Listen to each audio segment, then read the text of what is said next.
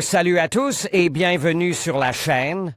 Je m'appelle Émile Garnier et ici, on parle de voitures sous tous les angles, entretien, astuces pratiques, fonctionnement des moteurs et bien plus encore.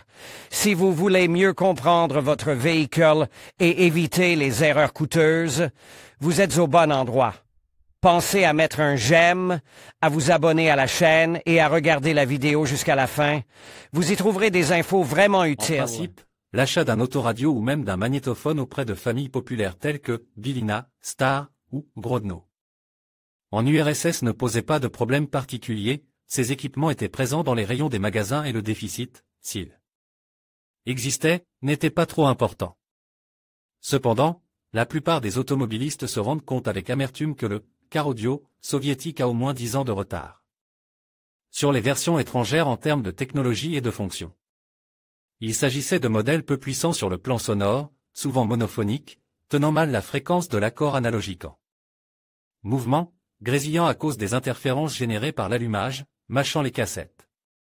Il était souvent fabriqué par des entreprises militaires ou quasi-militaires qui n'attachaient pas beaucoup d'importance à la qualité des produits civils.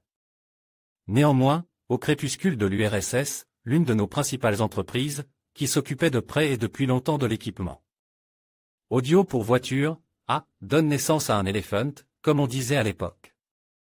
L'usine Radio Sarapulski, en dépit de l'agonie de l'industrie en particulier et du pays dans son ensemble, a fait un bond puissant du lion mourant et lance la production en série d'un modèle d'autoradio, Ural 292, impressionnant pour l'époque en termes de fonctionnalité et de technologie. Ce magnétophone est un artefact tout à fait unique de l'industrie soviétique dans le segment des accessoires de voitures. Il s'inscrivait à 100% et sans aucune ironie dans la tendance de toutes les réalisations technologiques utilisées par les fabricants étrangers de l'époque.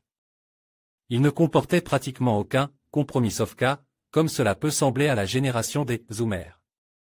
Même son design était tout à fait à la hauteur, pas de fioritures, mais typique des analogues importes, pratique et pas du tout démodé pour l'époque. L'industrie soviétique n'avait rien produit de semblable en termes de fonctionnalité, que ce soit avant ou après lui.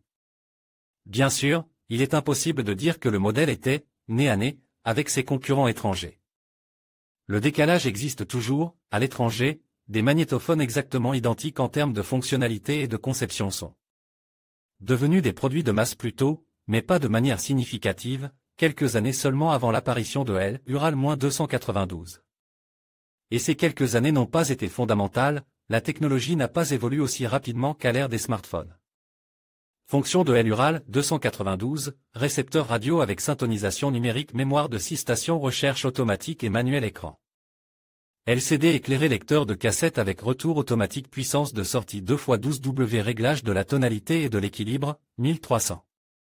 Rouble de folie, Ural 292, une machine à l'histoire curieuse, et qui ne donne toujours pas beaucoup de repos, elle sert à créer des déchets médiatiques à des dizaines de blogueurs, parasitant le sujet des voitures en général et de l'URSS en particulier. En fait, votre humble serviteur, parasite aussi ce sujet avec plaisir et régulièrement, mais seulement concrètement, en ayant sous la main des objets de recherche réels et physiques, et pas seulement en collectant des bouts de papier copie-colle sur Internet. Et en faisant des compilations, parfois lourdement agrémentées de ses propres spéculations.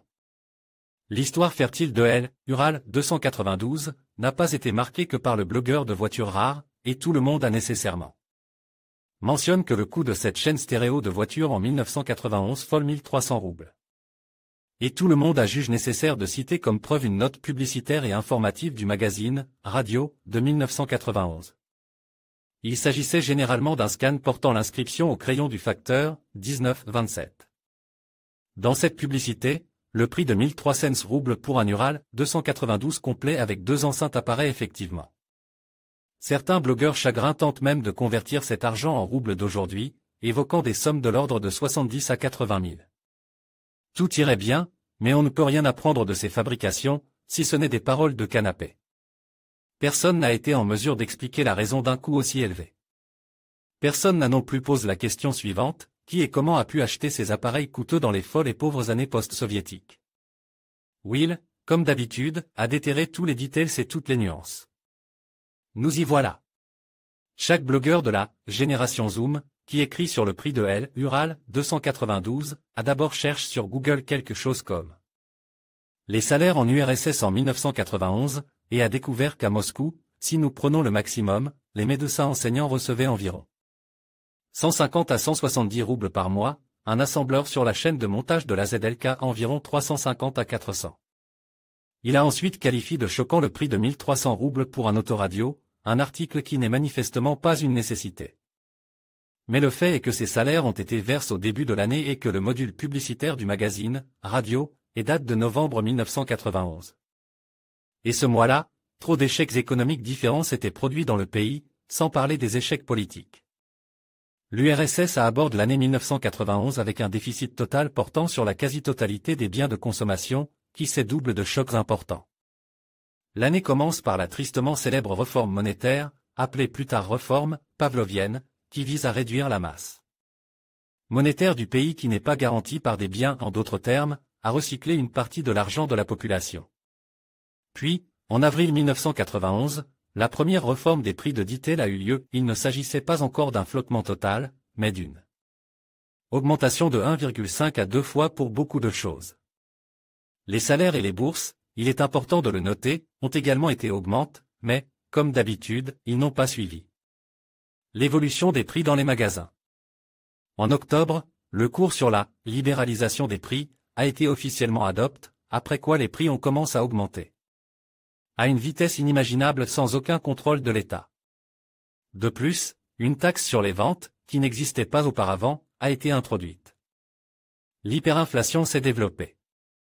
Si ceux qui se référant à la publicité du numéro de novembre du magazine, Radio, avaient pris la peine de feuilleter l'ensemble des numéros des mêmes magazines pendant un an et d'observer la dynamique des changements de prix dans les blocs publicitaires, ils auraient vu, par exemple, dans le même numéro d'octobre de Radio, une publicité pour un livre d'un certain G.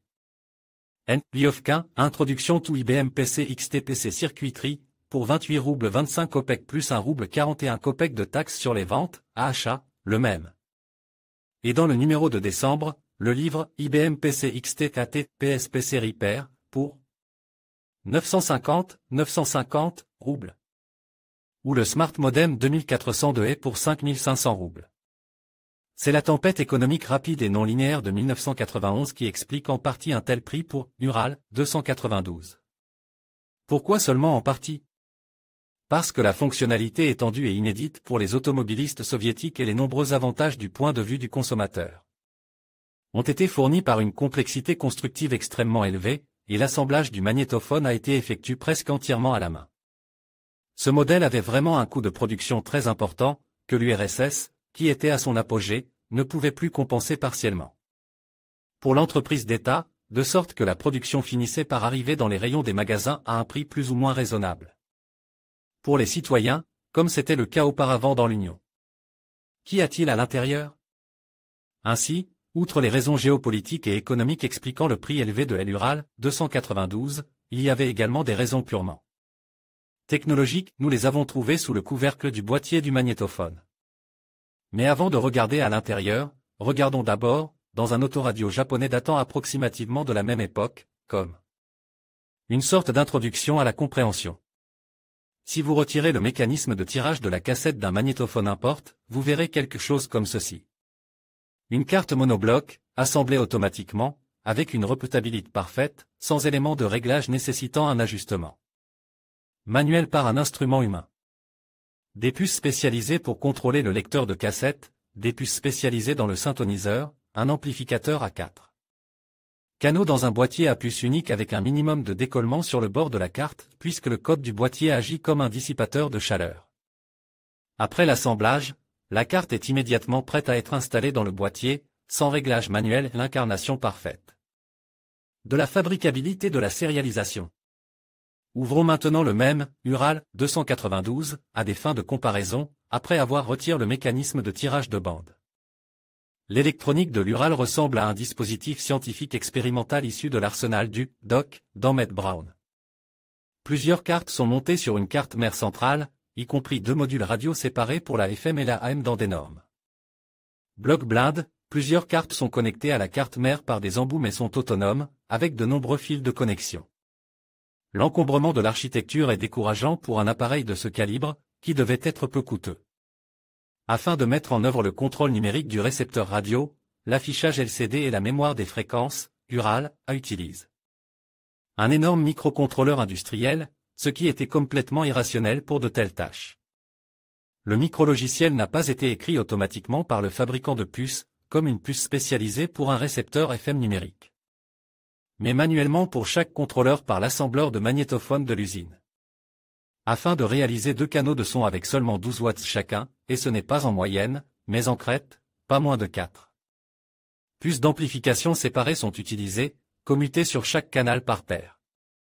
De nombreux circuits sur le trajet de la radio étaient réglés manuellement par des instruments, le maître de chaque copie du magnétophone. Tourner les noyaux des bobines et les rotors des condensateurs d'accord et des résistances avec un tournevis diélectrique, guide. Par des instruments connectent alternativement à des douzaines de points de contrôle. Le magnétophone était contrôlé par une énorme puce à 40 fils installée sur une mini-carte séparée, un microcontrôleur 8 bits, ou micro-ordinateur, comme on disait à l'époque, de la famille 8051 avec 4 kilooctets de mémoire, développé par Intel en 1980 en tant que contrôleur universel pour divers systèmes industriels. D'ailleurs, il avait des caractéristiques tout à fait industrielles, il fonctionnait à des températures allant de 40 à plus 85 degrés Celsius. Ural 292 était en effet un modèle très coûteux en production en raison de la tentative d'assembler sur un grand nombre de composants radio soviétiques universels, ce qui, à l'étranger, avait été fait sur quelques composants hautement spécialisés. En outre, il est devenu encore plus cher au dit-elle en raison de la situation économique difficile de l'URSS à la veille de son effondrement. Nous avons trouvé la réponse à la première question. Pourquoi les 292 ont-ils survécu jusqu'à aujourd'hui? En raison d'une production pratiquement artisanale à petite échelle, avec une grande part de travail manuel des assembleurs qui ne touchaient pas de salaire, ainsi que de l'appauvrissement total de la population au début des années 90, le magnétophone, Ural 292, ne figurait évidemment pas en première place sur la liste de souhaits de la majorité des citoyens soviétiques. Et l'on peut supposer qu'aujourd'hui, il est presque irréel de le rencontrer en personne. Cependant, même aujourd'hui, sur le marché secondaire en 2022, il n'est pas particulièrement exotique. Oui, en général, on peut dire qu'il s'agit d'une rareté, mais, si je puis dire, la rareté n'est pas trop rare. Sur les marches aux puces en ligne, la légendaire chaîne stéréo apparaît en moyenne tous les 2 ou 3 mois en Russie pour une somme ridicule, ce qui permet aux restaurateurs de voitures soviétiques authentiques, aux collectionneurs et aux simples amateurs du style URSS, d'attendre un peu et d'obtenir ce qu'ils veulent au bout du compte. Compte tenu des tirages supposés dérisoires et des 3 décennies qui se sont écoulées depuis l'année de l'annonce du modèle, cela peut sembler étrange. Comment un magnétophone aussi complexe et coûteux a-t-il pu produire un tirage notable et qui a réussi à le vendre? Néanmoins, nous avons réussi à éclaircir ce phénomène. Dans le cadre d'une petite rétro-recherche, nous avons réussi à trouver non seulement l'un des premiers exemplaires de Ural -292 du début des années 90, mais aussi un exemplaire beaucoup plus récent, datant de 1999. Et, malgré l'identité extérieure, nous avons trouvé à l'intérieur des différences intéressantes qui ont permis de répondre à de nombreuses questions. Le fait est que l'usine a réussi à préserver et à augmenter considérablement la production de ce modèle grâce à la transition vers la norme étrangère d'architecture et d'assemblage mentionnée ci-dessus. Les modifications tardives du magnétophone se sont débarrassées à bien des égards, mais pas complètement de la non-technologie d'origine en utilisant des microcircuits et des transistors soviétiques discrets, un grand nombre d'opérations manuelles lors de l'assemblage et un réglage précis pour chaque exemplaire. L'encombrement des cartes électroniques, l'amoncellement des éléments de réglage, la confusion des fils, les énormes modules radio dans des cercueils, blindes et l'amplificateur sur tout un tas de pièces discrètes ont disparu. À la place, on a vu apparaître une carte principale et unique d'apparence très technologique, ou des microcircuits spécialisés Toshiba. Et Philips était responsable de la réception radio, du travail avec les signaux audio faibles et de l'amplification de puissance. Au lieu d'une poignée de microcircuits et de transistors universels soviétiques. C'est là, en fait, tout le secret. Après le début de l'application des technologies propres à la production industrielle à grande échelle, et non à l'atelier pilote. Le magnétophone a cessé d'être une pièce unique fabriquée à la maison, et est devenu un produit tout à fait technologique, fabrique. À la chaîne et en masse, bien sûr, toujours avec des corrections pour les réalités russes de 1999. Cela lui a permis d'aller vers les gens, même si ce n'était pas en trop grand nombre, mais évidemment plus que ne le permettait. L'assemblage initial, pratiquement à faible volume, sur les genoux en 1991. Aujourd'hui, Ural 292 est un exemple rare de point lumineux dans le ciel sombre du patrimoine automobile de l'URSS, et l'acquisition de ce magnétophone dans un état décent, voire neuf, est une chance pour les amateurs de youngtimers domestiques et les collectionneurs d'articles ménagers soviétiques. En conclusion, Ural 292 représente bien plus qu'un simple autoradio soviétique. Avec ses caractéristiques techniques impressionnantes et son design emblématique, il a su captiver les passionnés d'audio et d'histoire. Son prix élevé s'explique par la qualité de fabrication, la rareté des composants et l'importance symbolique qu'il revêtait à l'époque. Cet autoradio est un véritable témoignage de l'ingéniosité soviétique et continue d'éveiller la curiosité des collectionneurs et des amateurs de vintage. Merci d'avoir regardé cette vidéo, et n'hésitez pas à partager vos pensées sur cet appareil fascinant dans les commentaires.